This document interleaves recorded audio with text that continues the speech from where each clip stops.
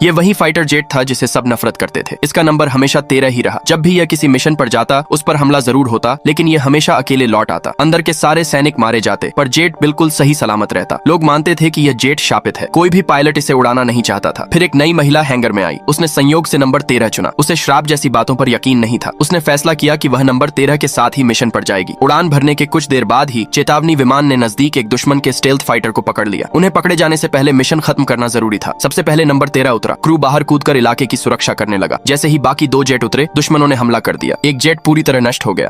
यह लड़का चोरी छिपे उस कमरे में घुसा जहां पेपर काटने वाली मशीन लगी थी। अगले दिन का परीक्षा पेपर वहीं प्रिंट हो रहा था और जिस भी शीट में गलती होती उसे मशीन तुरंत काट देती थी। मौका मिलते ही वह मशीन की तरफ कूदा और पेपर पकड़ने लगा, मगर मशीन बहुत ऊंचाई पर थी। उसने तुरंत जेब से एक पेचकस निकाला और उसे मशीन के ऊपर टिकाकर चढ़ गया। किस्मत से उसके हाथ में एक ऐसा पेपर लग गया जो कल की परीक्षा में इस्तेमाल होने वाला था। उसने फटाफट सारे सवाल पढ़ लिए और जवाब याद करने लगा। बाकी सवाल डबल प्रिंट हुए थे, जिनसे सब कुछ धुंधला लगने लगा और उसका सिर घूमने लगा। अचानक मशीन रुक गई। तभी प्रिंसिपल कमरे का दरवाजा खोलकर अंदर आ गए। दरअसल लड़के ने कुछ स्टाफ को पैसे देकर मिला रखा था, इसलिए प्रिंसिपल के पहुंचने से पहले वह मशीन से बाहर निकल गया। उसने स्टाफ की यूनिफॉर्म। कैदी ने एक अजीब बात नोटिस की। उसने देखा कि उसके सामने बैठा एक बूढ़ा कैदी जब भी नूडल्स खाता, चुपके से एक नूडल जमीन पर गिरा देता था। जब कैदी ने नीचे देखा तो समझ गया बूढ़ा चूहों को खाना खिला रहा है। असल में वह बूढ़ा उम्र कैद की सजा काट रहा था और उसी चूहे की मदद से जेल से भागने की तैयारी कर रहा था। ये देखकर मॉरिस के दिमाग में भी एक आइडिया आया। एक दिन लंच के वक्त जब सिक्योरिटी गार्ड्स का ध्यान दूसरी तरफ था, मॉरिस ने चुपके से अपना चम्मच थोड़ा मोड़ दिया। फिर उसने स्टाफ से कहा, चम्मच टेढ़ा हो गया है, इससे खा नहीं पा रहा। इस बहाने से उसने एक नहीं बल्कि 2 चम्मच ले लिए और उनमें से एक छुपा लिया। रात में उसने कमरे में आग जलाकर उस चम्मच को नुकीला औजार बना लिया। औजार तैयार होते ही उसने दीवार में सुराख करना शुरू कर दिया। तभी एक गार्ड उसकी तरफ आ रहा था। मॉरिस को यह आदमी इतना जंक फूड खाता था कि उसका शरीर एक बड़े गुब्बारे की तरह फूलने लगा। वो दिन ब दिन और बड़ा होता गया। डॉक्टर उसे देखकर हैरान रह गए और डर के मारे भाग गए। बस एक आदमी वहां रुका, लेकिन जल्द ही उसे भी समझ आ गया कि उसे भी भाग जाना चाहिए था। अब वो आदमी शहर की ओर बढ़ने लगा। वो इतना अजीब हो गया था कि इमारतों जितना बड़ा दिख रहा था। पुलिस भी डर के मारे भाग गई। जैसे ही वो चलता, जमीन हिलती। लोग उसके डर से चिल्लाते हुए इधर उधर भागने लगे। वो एक ऊंची इमारत के पास पहुंचा। अंदर झांका तो एक औरत दिखी। उसने अपनी बड़ी सी हथेली इमारत के अंदर डाली। औरत डर के मारे चीख उठी, लेकिन उसका इरादा उसे नुकसान पहुंचाने का नहीं था। उसे बस खाना चाहिए था। उसने एक चिकन लेग उठाया और खा लिया। तभी उसे कुछ अजीब सा महसूस हुआ। उसने पेट पकड़ लिया। चेहरा दर्द से भर गया। सभी बाइकर्स एक बड़ी रेस के लिए इकट्ठे हुए थे। उनमें एक बूढ़ा आदमी भी था जिसकी बाइक सिर्फ धक्का देने पर ही स्टार्ट होती थी, लेकिन उसकी पत्नी फिर भी बहुत खुश थी। जल्द ही रेस शुरू हुई। बाकी सब तेजी से आगे निकल गए, जबकि बूढ़ा पीछे रह गया। लोगों को आवाज देकर अपनी बाइक को धक्का देने के लिए बुला रहा था। कुछ दयालु लोगों ने आकर उसे धक्का दिया। धीरे धीरे उसकी बाइक ने रफ्तार पकड़ ली। देखने वाले खुश होकर चिल्लाने लगे, लेकिन बाकी बाइकर्स बहुत आगे निकल चुके थे। बूढ़ा अभी भी सबसे पीछे था। थोड़ी ही देर में उसकी बाइक ने अचानक पूरी रफ्तार पकड़ ली। पल भर में उसने सबको पीछे छोड़ते हुए आगे निकल गया। उस बूढ़े ने सालों लगाकर वो बाइक बनाई थी और आज उसकी मेहनत रंग ला रही थी। लेकिन आगे ट्रैक पर एक मोड़ आया और वो उसे संभाल नहीं सका। मोड़ लेते वक्त उसका संतुलन बिगड़